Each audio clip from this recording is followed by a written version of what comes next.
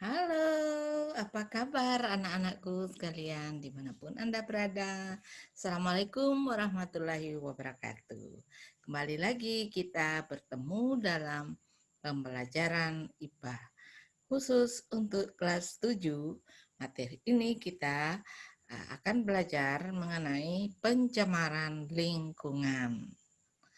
Ini ada di sekitar kita semua. Nah, materi ini adalah materi semester genap kurikulum 2013 bersama saya Sarita Banteng SPD. Nah, sekarang silakan cari posisi yang baik, tempat duduk yang nyaman untuk bisa nulis-nulis apa yang akan saya jelaskan nanti agar bisa ditulis yang penting-penting. Oke, supaya pelajaran kita berjalan dengan baik, mari kita buka dengan doa menurut agama dan keyakinan kita masing-masing. Berdoa dipersilahkan. Doa selesai. Adik-adik, adapun tujuan yang hendak kita capai pada pembelajaran kali ini adalah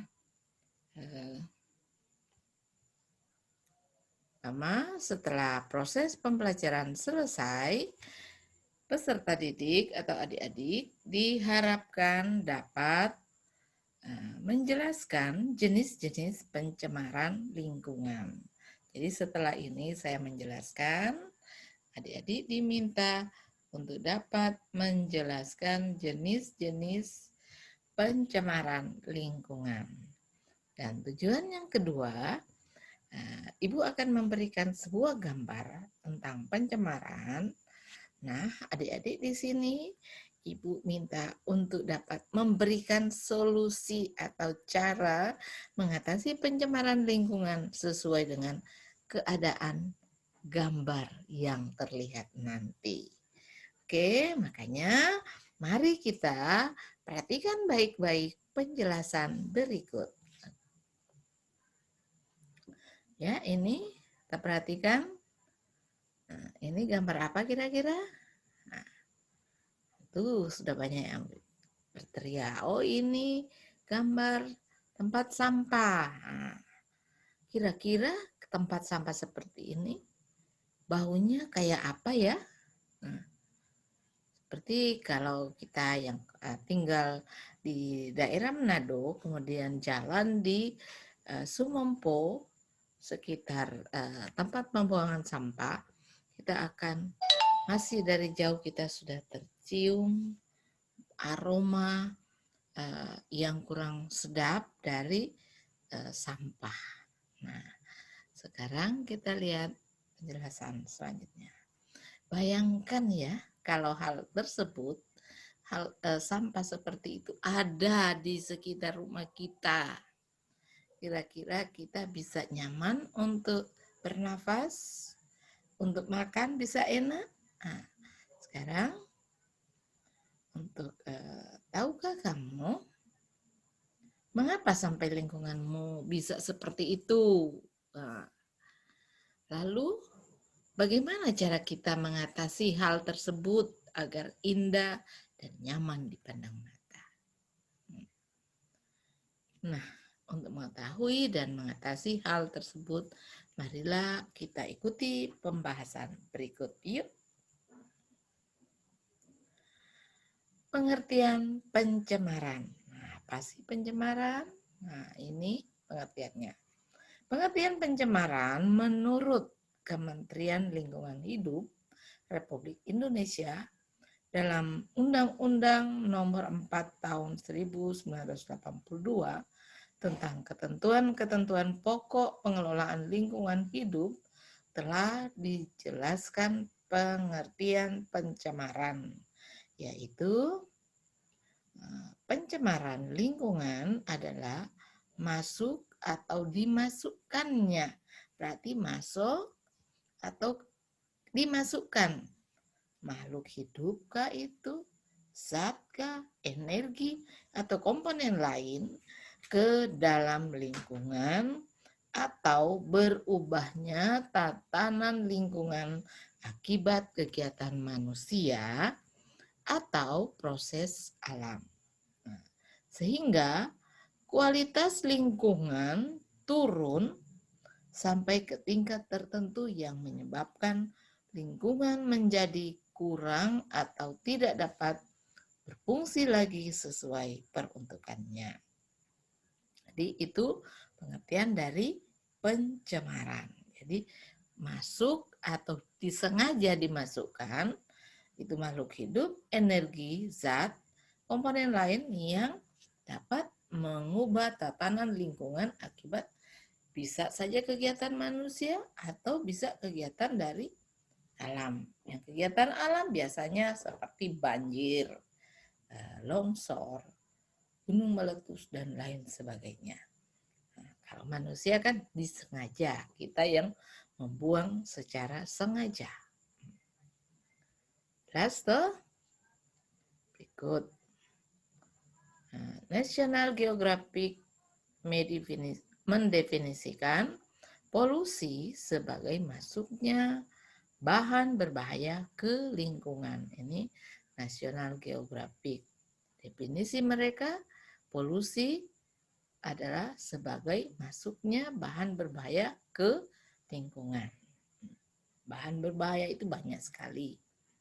Kemudian, bahan berbahaya ini disebut dengan polutan. Polutan dapat merusak kualitas lingkungan di sekitar manusia, bisa mencakup udara, air, dan tanah. Jadi yang dirusak oleh polutan itu adalah udara, air, dan tanah. Dikutip dari Ensiklopedia Britannica, polusi juga disebut pencemaran lingkungan. Adalah penambahan zat apapun, baik itu padat, cair, ataupun gas, atau segala bentuk energi seperti panas juga kan energi itu, suara atau radioaktivitas. Nah, seperti yang kita dengar sekarang, ini suara anjing. Anjing menggonggong bisa merupakan polusi suara ke lingkungan kita. Nah, kalau anjingnya menggonggong makin kencang dan tidak teratur, akan mengganggu lingkungan kita. Seandainya kita sementara sholat, anjingnya menggonggong kencang, otomatis sholat kita menjadi kurang khusyuk. Berikutnya, polutan. Ini definisi dari polutan, yaitu zat atau bahan yang mengakibatkan pencemaran. Disebut polutan atau bahan pencemar. Bahan pencemar adalah zat, partikel, atau organisme yang dapat menimbulkan pencemaran lingkungan, baik itu secara langsung maupun tidak langsung mengurangi kualitas lingkungan. Semua makhluk hidup, mulai dari mikroba bersel satu hingga paus biru yang besarnya seperti rumah, bergantung pada pasokan udara dan air di muka bumi. Tanpa udara, paus tidak bisa bernafas. Demikian juga dengan makhluk hidup yang lain seperti manusia. Kemudian, tanpa air pun kita tidak bisa hidup karena seluruh tubuh kita ini 90% tersusun daripada air. Nah, bila sumber daya ini tercemar, semua bentuk kehidupan akan terancam. Bagaimana kalau kita mau mandi saja kalau airnya sudah tercemar? Otomatis kita juga akan kesulitan untuk mandi. Industri dan rumah tangga menghasilkan sampah dan limbah yang dapat mencemari itu air, udara maupun tanah. Syarat-syarat suatu zat disebut polutan bila keberadaannya menyebabkan kerugian terhadap makhluk hidup.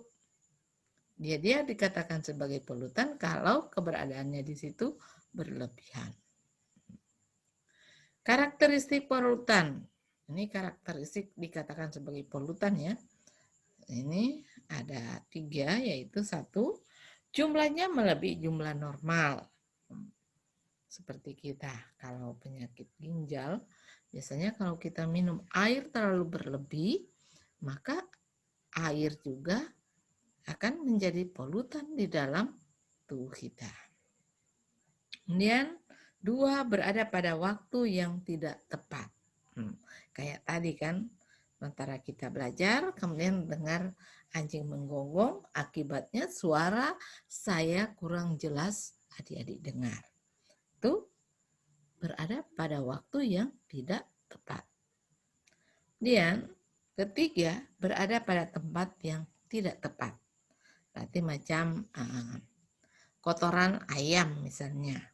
Keberadaannya di tempat makan, otomatis keberadaan situ tidak tepat. Harusnya kotoran ayam itu dicampur dengan tanah, kemudian diperam selama seminggu, baru kita taruh di polybag atau pot bunga, baru kita tanami dengan bunga atau sayuran lain, yang menyebabkan bunga itu menjadi subur. Tetapi kalau ditaruh di tempat dekat tempat makan, maka kotoran ternak atau ayam tadi menjadi polutan. Jelas toh? Ikut. Terdapat beberapa jenis bahan pencemar. Ini bahan pencemar juga banyak ya. Yang antara lain, yang pertama, polutan kimiawi adalah zat kimia yang menyebabkan pencemaran seperti gas karbon dioksida atau CO2. Seperti kita alami kalau kita berada di pusat kota, banyak kendaraannya, otomatis polutan dari asap-asap kendaraan ini menghasilkan gas CO2 yang banyak. Otomatis kita bernapas pun menjadi tidak sehat. Dan juga dalam satu ruangan, kalau ruangannya penuh dengan manusia, otomatis setiap manusia itu kan bernafas, mengeluarkan CO2 dan menghirup oksigen. Nah, di tempat itu kita pun menjadi tidak nyaman karena gas karbon dioksida di udara kita menjadi banyak dan oksigennya semakin sedikit. Berikut, polutan fisik adalah zat cair ataupun gas dan benda padat yang menimbulkan pencemaran seperti botol plastik yang kita buang sembarangan. Ketiga, polutan biologis. Apa tuh polutan biologis? Polutan biologis itu adalah berbagai macam mikroorganisme penyebab penyakit seperti bakteri. Sama saat ini kan lagi pandemi COVID-19. Nah, ini COVID-19 ini ketika masuk ke dalam tubuh kita, maka dia kita katakan sebagai polutan dalam tubuh kita. Karena apa? Dia merusak tatanan kehidupan di dalam tubuh kita. Maka dia dikatakan sebagai polutan biologis di dalam tubuh kita. Nah, sekarang kan kita untuk mencegah itu, kita dianjurkan untuk sering cuci tangan, pakai masker, jaga jarak, kemudian menghindari kerumunan, dan sekecil mungkin mengurangi bepergian. Nah, supaya tidak terkena dari bakteri atau virus penyebab COVID-19. Oke, jenis pencemaran. Nah, jenis pencemaran ini ada sekitar 3 ya atau 5 ya ini. Nah, dikutip dari Life Science terdapat 5 jenis polusi. 5 ya. Dikutip dari Life Science terdapat 5 jenis polusi utama, yaitu Yang pertama polusi udara atau bahasa Inggrisnya air pollution. 2. Polusi air, water pollution. 3. Polusi tanah, land pollution. Nah, keempat, polusi suara. Dan kelima, polusi cahaya. Ini jenis-jenis polusi yang sering mengganggu tatanan kehidupan kita, yaitu pertama polusi udara, polusi air, polusi tanah, polusi suara, yang suara bising ya seperti tadi, dan yang kelima polusi cahaya. Nah, di mana saja tempatnya? Kita lihat penjelasan masing-masing jenis pencemaran tadi atau polusi tadi. Nah, ini polusi air adalah pencemaran yang terjadi di lingkungan air ketika zat atau substansi berbahaya masuk ke dalam air. Contohnya, polutan limbah cair industri, pestisida dan lainnya. Kalau limbah cair industri kan biasanya misalnya pabrik tahu ya. Pabrik tahu itu kan dia dalam proses pengemulsian atau pengentalan itu tahu tadi yang digiling kemudian dimasak supaya dia menyatu, ditaruh cuka. Nah, cuka ini dengan taruhnya cuka ini maka ini cairan yang sudah digiling, kedelai tadi yang sudah digiling akan menyatu. Kemudian diperas dan terbentuklah seperti balak tahu. Nah, airnya yang mengandung cuka tadi dan sisa kulit atau limbah dari kedelai ini kemudian dibuang ke air, maka akan menimbulkan polusi atau pencemaran di dalam air. Apalagi kalau zat yang kita buang itu sangat berbahaya lebih dari cuka tadi. Jelas? Dan yang kedua, polusi udara adalah pencemaran yang terjadi di udara. Biasanya polutan berbentuk gas atau zat dan partikel. Contoh yang polusi udara ini adalah karbon dioksida atau karbon monoksida, karbon dioksida CO2, sedangkan karbon monoksida CO, dan lainnya. Dan misalnya asap kendaraan, asap pabrik, itu kan bisa mencemari udara. Apalagi kalau misalnya kita lewat di sekitaran gunung yang mengeluarkan belerang, otomatis menimbulkan bau yang menyengat yang bisa membuat orang yang tidak pernah mencium belerang dan fisiknya kurang fit, maka dia ketika melewati tempat itu akan merasa pusing. Itu karena mengandung belerang yang bisa mencemari udara. Berikut, polusi tanah adalah pencemaran yang terjadi di lingkungan tanah. Biasanya karena sampah rumah tangga dan limbah industri. Contoh dari pencemaran tanah adalah sampah plastik, limbah pabrik, dan lain sebagainya. Dan yang keempat adalah polusi suara, adalah pencemaran dalam bentuk gelombang suara, biasa berupa suara bising yang mengganggu pendengaran. Nah, seperti saat ini saya tinggal di dekat bandara. Ketika pesawat terbang, dia melintas di atas rumah, ketika kita sedang ada diskusi, maka diskusi kita itu terganggu karena bisingnya suara pesawat yang lewat. Apalagi kalau pesawatnya pesawat tempur. Itu yang dimaksud dengan polusi suara. Kemudian Selain itu masih ada mesin penebang pohon, mesin gergaji, dan sebagainya. Dan polusi yang kelima yaitu polusi cahaya. Adalah pencemaran akibat ulah manusia, biasanya berupa cahaya dengan intensitas terlalu besar. Misalnya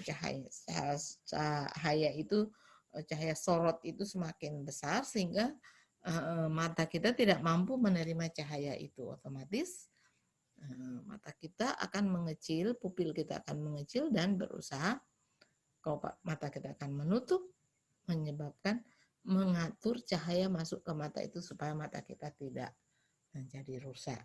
Nah, ini sering terjadi di wilayah perkotaan atau kawasan industri. Nah, seperti kalau kita mau ke mall atau ke bioskop kan ada lampu sorot yang terlalu tajam. Itu yang bisa menyebabkan polusi cahaya.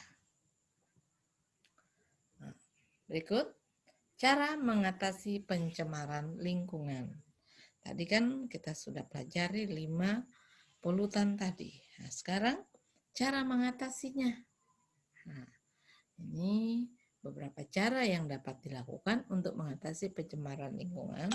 Di antaranya itu 1, membuang sampah pada tempatnya.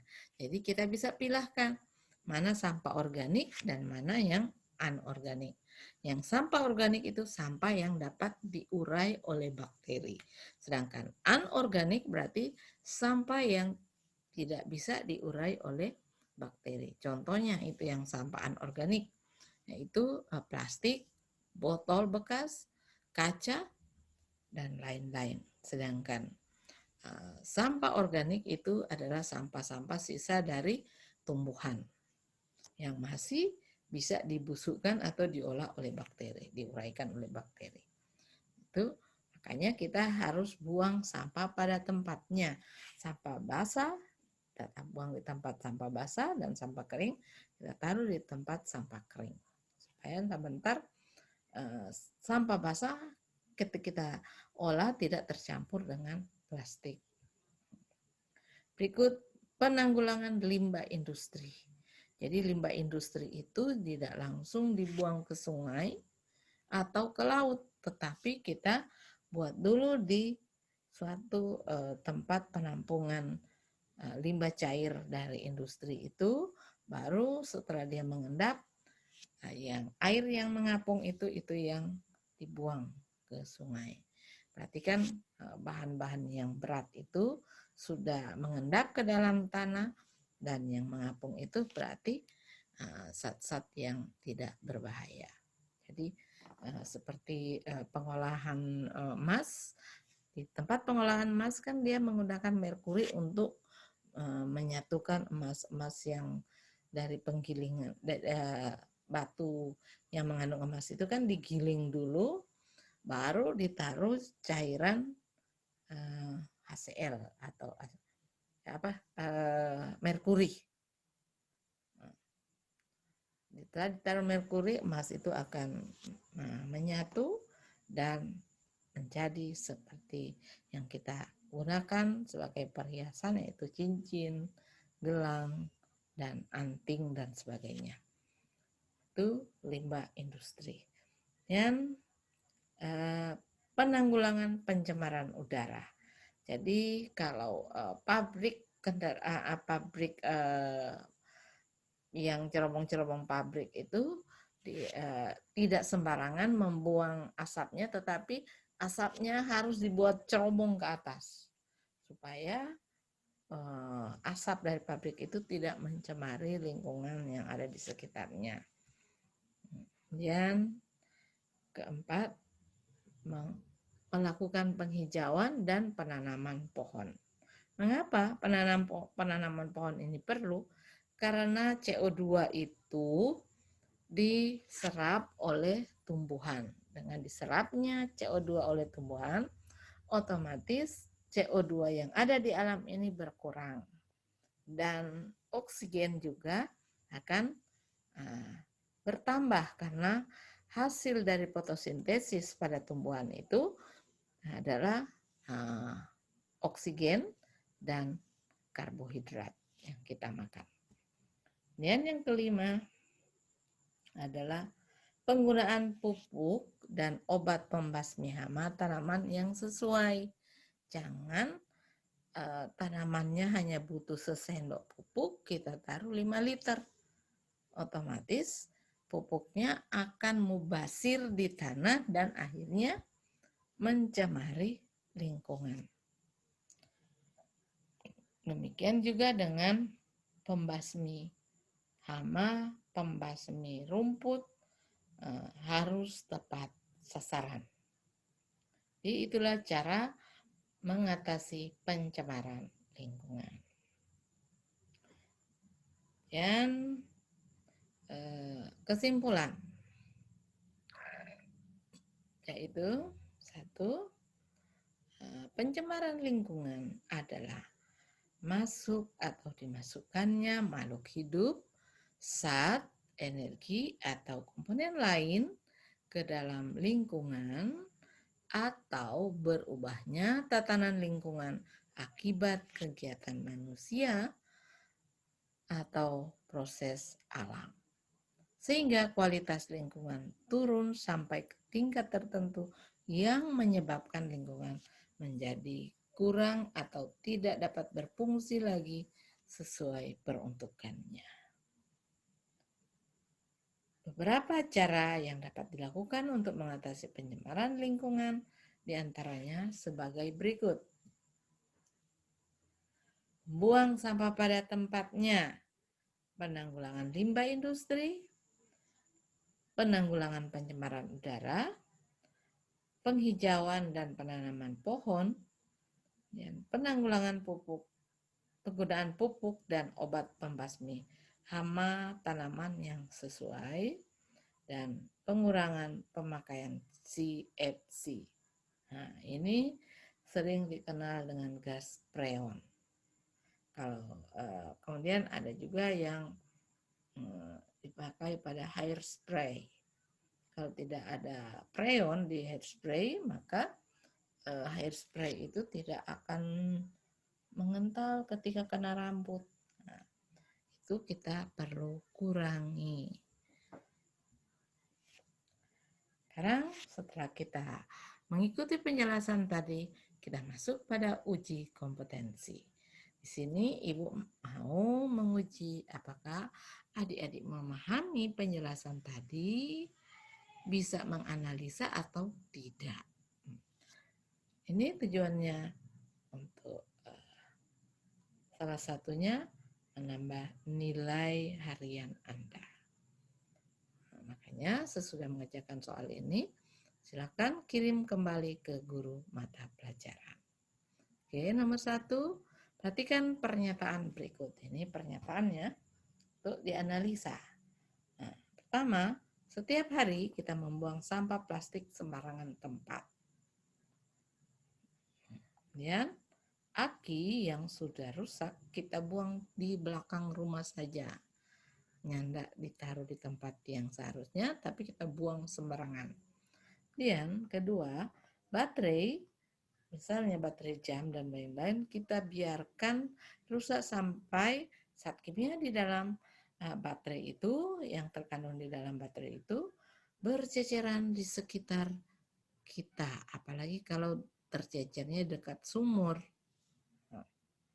Kemudian keempat, sisa oli kita buang sembarang tempat juga.